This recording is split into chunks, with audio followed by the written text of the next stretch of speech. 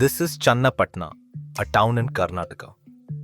Workshops, homes, and small lanes here are connected by one tradition: toy making.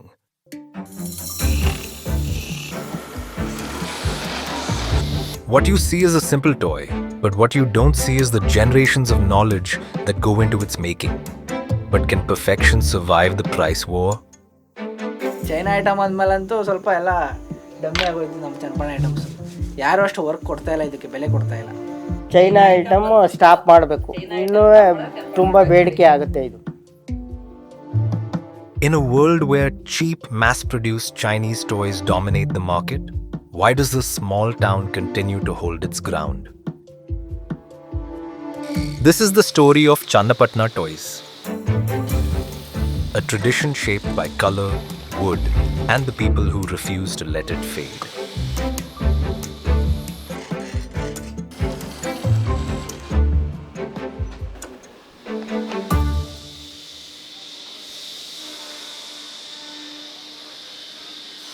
This is Srinivas, a master craftsman with over 20 years of experience.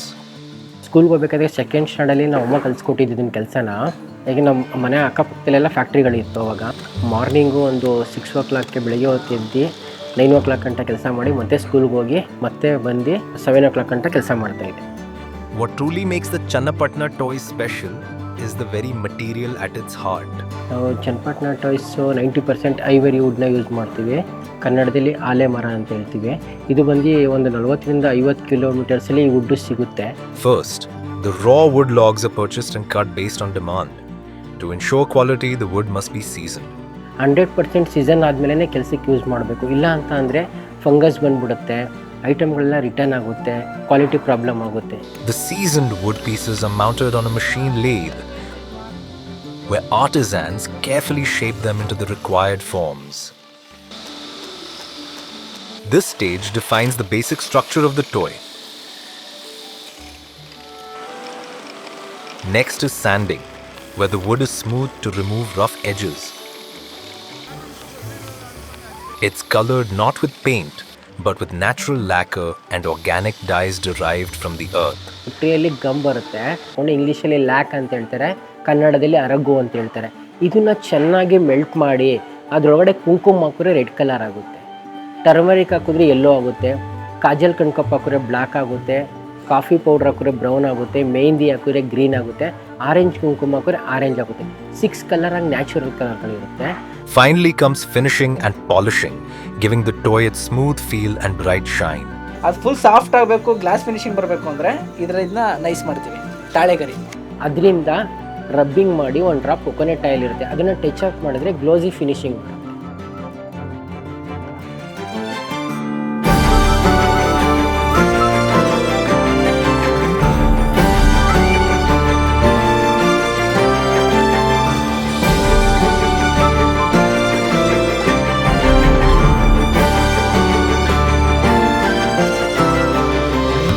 Channapatna toys are special because they stay true to nature and tradition. Made from natural, child-safe materials and finished with their iconic glossy shine, this GI-tagged craft stands for quality and cultural pride. Durable, biodegradable, and full of character, these toys continue to capture hearts across generations. But this craft didn't appear overnight. Its style, its colors, and even the techniques used today have roots that go back centuries. To understand why Channapatna became the home of this craft, we need to look at how it all began. ನಮ್ಮ great grand father ಅವ್ರ ಟೈಮಲ್ಲಿ start ಆಗಿತ್ತು. ಅವರು ಟಿಪ್ಪು ಸುಲ್ತಾನ್ ಅವ್ರ ಪೀರಿಯಡಲ್ಲಿ ಈ craft ಬಂದಿದ್ದು. ಕೆಲವು Persian artisans ಬಂದು ಲೋಕಲ್ ಆರ್ಟಿಸನ್ಗೆ ಟ್ರೈನ್ ಮಾಡಿದ್ರು. ಆವಾಗ ಡಿಪ್ಪಿಂಗ್ ಪೆನ್ಸಿಂದ ಸ್ಟಾರ್ಟ್ ಆಯಿತು. ಪ್ರಮುಖವಾದ ನಮ್ಮ ಫೆಸ್ಟಿವಲ್ ಅಂದರೆ ಮೈಸೂರು ದಸರಾ. ಅಲ್ಲಿ ಎಲ್ಲ ಈಸಿಲಿ ಇವರೆಲ್ಲ ಸೇಲ್ ಮಾಡ್ಬೋದಾಗಿತ್ತು, ಅದರಿಂದ ಅಟ್ಟಿಗೆಗಳು ಮಾಡೋಕ್ಕೆ ಸ್ಟಾರ್ಟ್ ಮಾಡಿದರು. Every toy was handcrafted, but the process strained their backs over time, forcing many artisans to slow down or stop. ಅದೆಲ್ಲ ಚಾಲೆಂಜಸ್ ನೋಡ್ತಾ ಈ ಲೇತ್ ಮಷೀನು ಸ್ಕೂಲ್ ಬಾವಸ್ಮೆ ಅಂತ ಅವ್ರ ಪೀರಿಯಡಲ್ಲಿ ಇದು ಜಪಾನೀಸ್ ಟೆಕ್ನಾಲಜಿ ಅವರು ಅಡಾಪ್ಟ್ ಮಾಡಿ ತಂದಿದ್ದು. Even as factories turn to lathe machines, there are still artisans here who rely only on their hands.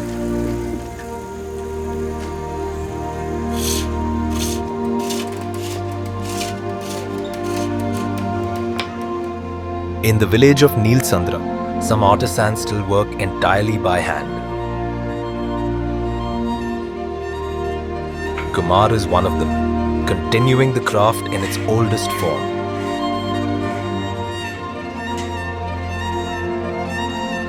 ಹೆಸರು ಕುಮಾರ್ ಅಂತ. ಇದು ನಮ್ಮ ತಂದೆ ಕಾಲದಿಂದ ಕಲ್ತ್ಕೊಂಡು ಅವ್ರು ಮಾಡ್ತಾಯಿದ್ರು ನಮ್ಮ ತಂದೆಯವರು. ಈಗ ನಾವು ಕಲ್ತ್ಕೊಂಡು ಅದೇ ಕೆಲಸನ 20 ವರ್ಷದ ತಾವಿಂದ ಮಾಡ್ತಾಯಿದ್ದೀವಿ. ಇದರಲ್ಲಿ ಗೊಂಬೆ ಮಾಡೋಕ್ಕಾಗಲ್ಲ. ಪಟ್ರಿ ಕೈ ಕೆಲಸ, ಕೈಲಿ ಎಳಿಬೇಕಲ್ವ, ಸಣ್ಣದೇ ಮಾಡಬೇಕು. ಮಾಲೆ ಮಣಿ, ಈ ಕೀಚೆಂದು ಆ ಥರ ಮಣಿ ಸಣ್ಣದೆಲ್ಲ ಇದ್ರಲ್ಲಿ ಮಾಡ್ಕೋಬೇಕು. ದೊಡ್ಡದೆಲ್ಲ ಮಿಷಿನಲ್ಲಿ ಮಾಡಬೇಕು. ಕೈನಲ್ಲಿ ಮುಂಚೆ ಎಲ್ಲ ಸಣ್ಣದು ಮಾಡ್ತಾಯಿದ್ರು. ಈ ಗೊಂಬೆಗಳು ಅವೆಲ್ಲ ಮಾಡೋಕೆ ಆಯ್ತಾ ಇರಲಿಲ್ಲ ಅವ್ರ ಕೈಲಿ. ಈಗ ಮಕ್ಕಳಿಗೆ ಏನಾದರೂ ಗಿಲ್ಕೆ ಅದು ಇದು ಮಾಡ್ತಾಯಿದ್ರು ಅಷ್ಟೇ. ಈಗ ಮಿಷಿನ್ ಬಂದಮೇಲೆ ಎಲ್ಲ ಈ ಗೊಂಬೆಗಳು ಅದು ಇದು ಎಲ್ಲ ಮಾಡಬೇಕು. ಅದರಲ್ಲಿ ಮಾಡೋಕ್ಕಾಗಲ್ಲ ಮಿಷಿನಲ್ಲಿ. ಇದು ಓಡ್ಬಿಡುತ್ತದೆ. ಸಣ್ಣದೆಲ್ಲ ಮಾಡಬೇಕು ಅಂದರೆ ಈ ಕೈಲೇ ಮಾಡಬೇಕು. For artisans like Kumar, working by hand isn't a choice. It's the only option he can afford. Machines would boost production, but they're simply out of reach. ಅದೇ ಈಗ ಬಂಡವಾಳ ಇಲ್ವಲ್ಲ ಸರ್ ನಮಗೆ. ಮುಂದರಿಗೆ ಬಂಡವಾಳ ಇಲ್ಲ. ಸುರಿಟಿ ಕೇಳ್ತಾರೆ. ಅವರು ಸುರಿಟಿಯವ್ರಿಗೆ ಒಂದು 50,000 ಲೋನ್ ಕೊಟ್ಟರೆ ಅವ್ರಿಗೆ ಒಂದು 15,000 ರೂಪಾಯಿ ಕೊಡ್ಬೇಕು ನಾವು. ಇಲ್ಲ ಅಂದರೆ ಸುರಿಟಿ ಕೊಡೋಲ್ರು. ನಮಗೇನು ಮುಂದರಿಗೆ ಮಿಷಿನ್ ಇಲ್ಲ, ಏನೂ ಇಲ್ಲ ನೋಡಿ. ಕೈ ಕೆಲಸ ಈಗ ವಯಸ್ಸಾದ್ಮೇಲೆ ಮಾಡೋಕ್ಕಾಗಲ್ಲ. ಕೈ ನೋವು ಬರುತ್ತೆ, ಎಳೀಕಾಗಲ್ಲ. ಆ ಥರ ಆಗಿದೆ. ನಮಗೆ ಸೆಂಟ್ರಲ್ ಗೌರ್ಮೆಂಟ್ ಹಾಗೂ ಸ್ಟೇಟ್ ಗೌರ್ಮೆಂಟಿಂದ ಸುಮಾರು ಅನುಕೂಲಗಳಿದೆ ಸರ್. ಆದರೆ ನಾವು ನಿಜವಾಗ್ಲೂ ಸರಿಯಾದ ರೀತಿಯಲ್ಲಿ ಅದು ತಗೊಳಕ್ಕಾಯ್ತಾ ಇಲ್ಲ. ಯಾಕಂದರೆ 99% ಅವ್ರ ಬ್ಯಾಕ್ಗ್ರೌಂಡ್ ಇಲ್ಲಿಟ್ರೇಟ್ ಬ್ಯಾಕ್ಗ್ರೌಂಡು. ಅವರು ಡಾಕ್ಯುಮೆಂಟೇಷನ್ ಆಗಿರಲಿ ಇದೆಲ್ಲ ಅವರು ಯಾವುದೋ ಒಂದು ಸ್ಕೀಮ್ ತಗೊಳ್ಳೋಕ್ಕೆ, ವಿಶ್ವಕರ್ಮ ಸ್ಕೀಮ್ ಅಂದ್ಕೊಡಿ ಸರ್, 1 lakh rupees ಬಂದಿತ್ತು.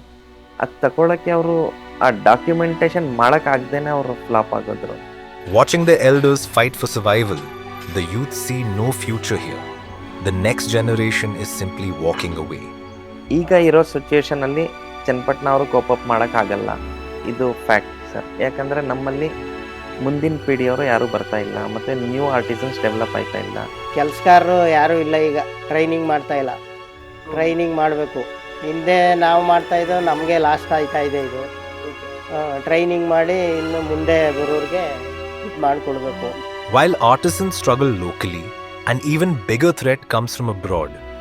Cheap, mass-produced toys are creating a price war that handcrafted work can't compete with. China item stop ಮಾಡಬೇಕು. ಇನ್ನೂ ತುಂಬ ಬೇಡಿಕೆ ಆಗುತ್ತೆ ಇದು. ಚೈನಾ ಐಟಮ್ ಆದಮೇಲಂತೂ ಸ್ವಲ್ಪ ಎಲ್ಲ ಡಮ್ಮಿ ಆಗೋಯ್ತು ನಮ್ಮ ಚನ್ನಪಟ್ಟಣ ಐಟಮ್ಸು. ಯಾರೂ ಅಷ್ಟು ವರ್ಕ್ ಕೊಡ್ತಾಯಿಲ್ಲ, ಇದಕ್ಕೆ ಬೆಲೆ ಕೊಡ್ತಾಯಿಲ್ಲ. ಎಲ್ಲೋ 1000ಕ್ಕೆ ಒಬ್ಬರು ಇದ್ರ ಕಡೆ ಪ್ರೋತ್ಸಾಹ ನೀಡಬೇಕು ಅಂತ ಬರೋದು. ಇನ್ನು ಆಲ್ಮೋಸ್ಟ್ ಅವ್ರು ಎಲ್ಲ ಚೈನಾ ಐಟಮೇ. ಚೈನಾದೆಲ್ಲ ಸಸ್ತ ಸಿಗುತ್ತಲ್ಲ. ಈಗ ಈ ಥರದ್ದು ಬರುತ್ತೆ ಚೈನಾದು 20 ರೂಪಾಯಿ. ಈಗ 100 ರೂಪಾಯಿ ಯಾರು ಕೊಡ್ತಾರೆ? But the hardest setback came from progress itself. The new Bangalore-Mysore Expressway brought speed, but it completely bypassed the toy town. ನಾವೊಂದು ಮೊಮೆಂಟಮ್ ಕ್ರಿಯೇಟ್ ಮಾಡಿದ್ವಿ. ಚೈನೀಸ್ ರೇಟ್ಸಲ್ಲಿ ನಾವು ಪ್ರಾಡಕ್ಟ್ ಮಾಡೋಕ್ಕೆ ಹತ್ರ ಬಂದಿದ್ವಿ. 100% ಇಲ್ಲ, ಒಂದು 70% ರೀಚ್ ಆಗಿದ್ವಿ ಸರ್. ಆದರೆ ಒಂದು ಏನಾಯಿತು ಅಂದರೆ, ಹೈವೇ ಬಂದಾದಮೇಲೆ ಸರ್ ಸುಮಾರು ಒಂದು 250 ಶಾಪ್ಸ್ ಇತ್ತು. ಈಗ ಹಾರ್ಡ್ಲಿ 10 ಶಾಪ್ ಕೂಡ ಇಲ್ಲ. ಫಸ್ಟಲ್ಲಿ ಏನು ಮಾಡ್ತಾಯಿದ್ರು, ಮೈಸೂರಿಗೆ ಹೋಗಬೇಕು, ಮದ್ದೂರಿಗೆ ಹೋಗಬೇಕು ಅಂತಂದರೆ ಚನ್ನಪಟ್ಟಣ ಬಂದೇ ಹೋಗಬೇಕಿತ್ತು. ಈಗೇನು ಮಾಡಿದರೆ ಡೈರೆಕ್ಟು NH ನ್ಯಾಷನಲ್ ಹೈವೇ ಮಾಡಿರೋದ್ರಿಂದ ಡೈರೆಕ್ಟ್ ಹೋಗ್ತಾಯಿದ್ರಲ್ಲ, ಅದಕ್ಕೋಸ್ಕರ ಅಂಗಡಿಯವರಿಗೆಲ್ಲ problem. The struggle continues, but so does their determination. ಈಗ ನಮಗೆ ಸುಮಾರು ಚೈನೀಸ್ ಟಾಯ್ಸು ಹಾಗೂ ಬೇರೆ ಪ್ಲಾಸ್ಟಿಕ್ ಟಾಯ್ಸಿಂದ ಎಲ್ಲ ತುಂಬ ಕಾಂಪಿಟೇಷನ್ ಇದೆ. ಆದರೆ ನಾವು ಅದಕ್ಕೆ ಓವರ್ಕಮ್ ಮಾಡಬೇಕಾದ್ರೆ ಕೆಲವು ಫ್ಯಾಕ್ಟರ್ಸ್ ಇದೆ ಸರ್. ಡಿಸೈನಿಂಗ್ ಆಗಿರ್ಬೋದು, ಕಾಸ್ಟ್ ಫ್ಯಾಕ್ಟರ್ ಆಗಿರ್ಬೋದು, ಕ್ವಾಲಿಟಿ ಸ್ಟ್ಯಾಂಡರ್ಡ್ಸ್ ಆಗಿರ್ಬೋದು. ಇದೆಲ್ಲ ನಾವು ಫೋಕಸ್ ಮಾಡಿದ್ರೆ ಡೆಫಿನೆಟ್ಲಿ ನಾವು ಮಾಡ್ಬೋದು. The artisans are now moving beyond the classic shapes, blending age-old techniques with contemporary design. They are creating expressive figures and modern aesthetics that appeal to a new generation, turning simple toys into timeless pieces of art. The future of Channapatna isn't just about saving a toy. It's about saving the human touch in a mass-produced world. As long as we value that touch, this town will never stop spinning.